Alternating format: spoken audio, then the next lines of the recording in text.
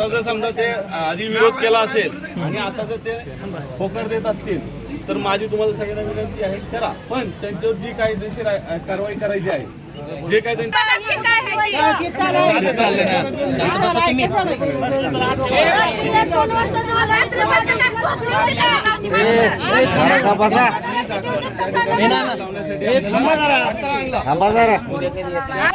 भाऊसाहेबचं काम आहे गावात नाही करायचं, पहिली भाऊसाहेबावर कारवाई करा.